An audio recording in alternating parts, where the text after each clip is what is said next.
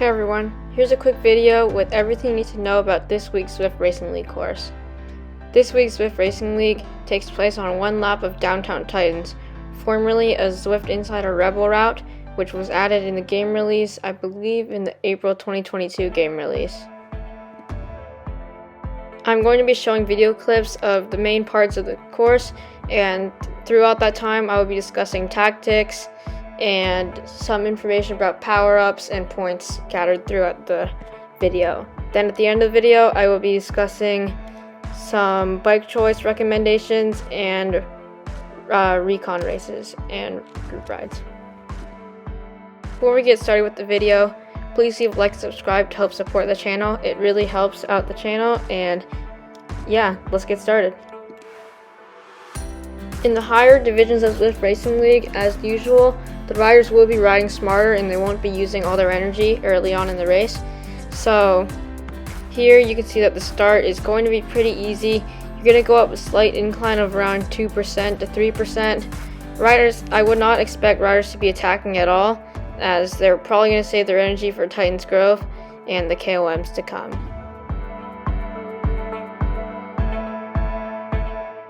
After a few minutes, you'll get to the Titans Grove area.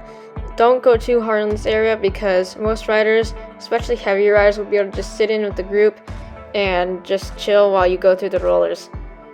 For lighter riders, I would recommend trying to stay in the top 5 to 10% of the race because you do want to be closer to the group when you start the KOM. Last thing you want is to get dropped and not be able to get any FTS or FAL points on the KOM. For the Titans Grove KOM, I would definitely recommend staying near the front of the group during the race and not trying to just ease off to try to save your energy to get more points. I would recommend staying near the front of the group so that you are in the front of the group when the KOM does start. And one little trick that I have is if you're going for fastest across the line, or fastest through segment, you should just start. You should drop back slightly, then surge as soon as you hit the KOM. This will make it so that even if you finish at the same time as the top few riders, you'll likely get a faster time because you started slightly later. Okay, so the reason why you should stay near the front of the group is also because this KOM is not that hilly. It's around 3% with some parts that go up to 7 or 8%. So the draft is going to be playing a significant factor in this KOM.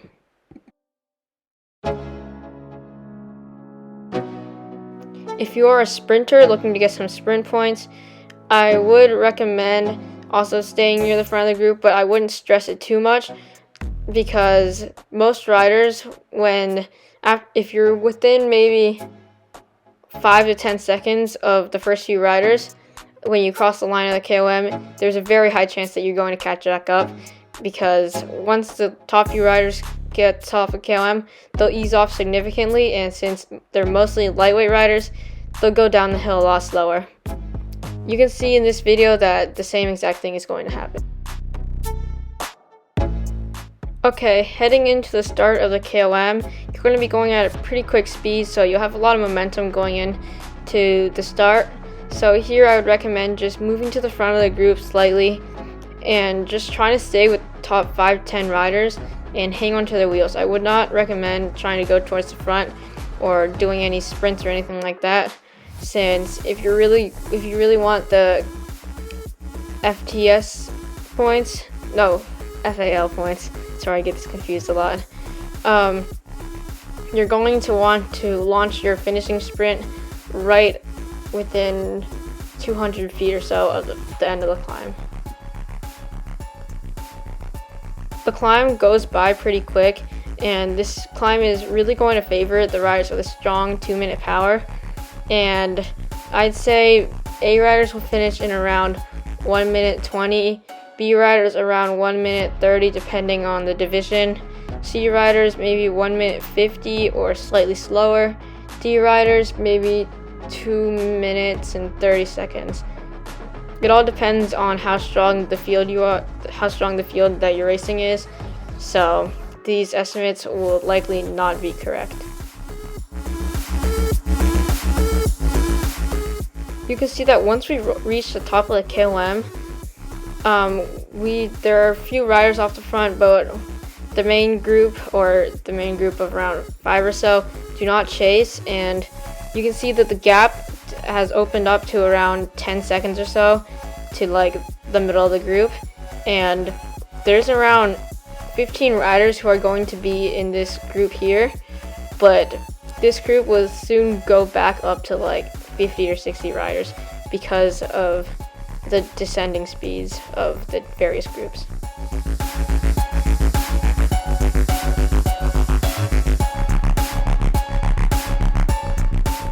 Here you can see that there are a lot of riders back in the group now, around 60 riders, and the same thing will likely not happen at the end of this KOM.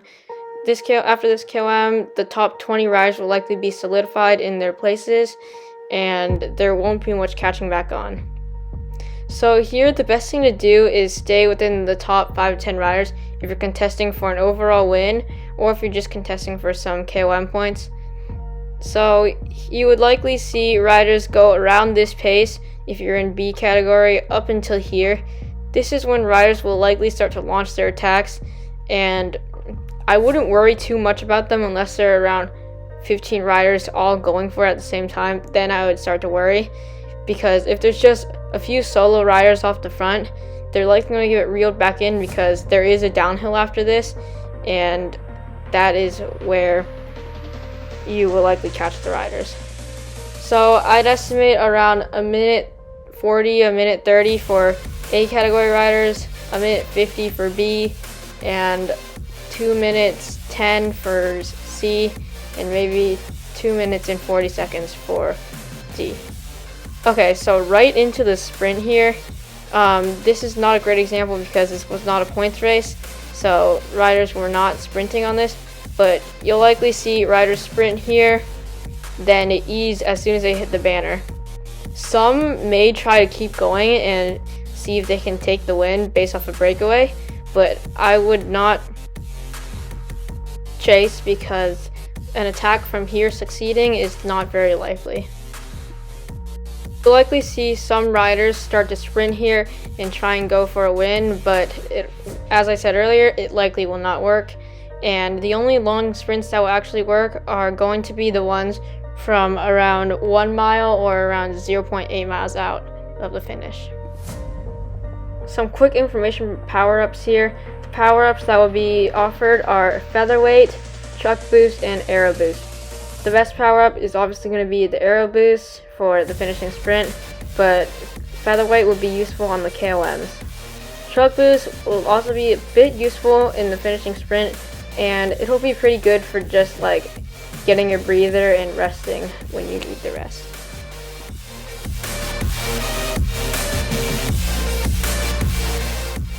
Okay, time to discuss bike choice real quick.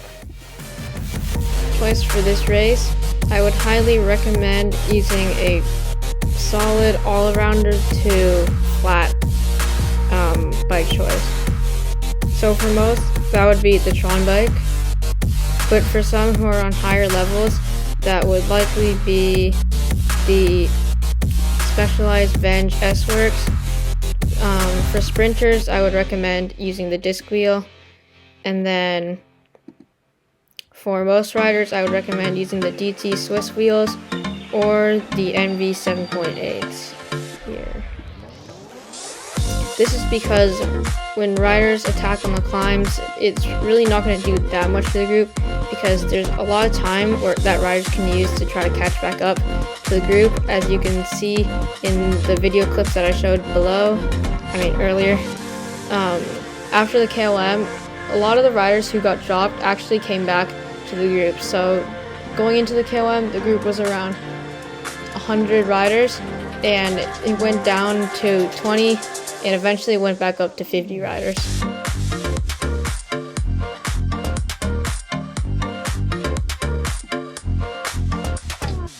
Okay, coming into the finish here, this is what I was talking about earlier on how some riders might try to do early attacks or early sprints. You can see here that some riders just like these will be mostly stronger sprinters who are confident with their sprint. They may try and go early. So the best thing to do here is probably just wait with the rest of the group, and rather than trying to chase and trying to bridge the gap, because you'll end up being swallowed by the rest of the group anyway.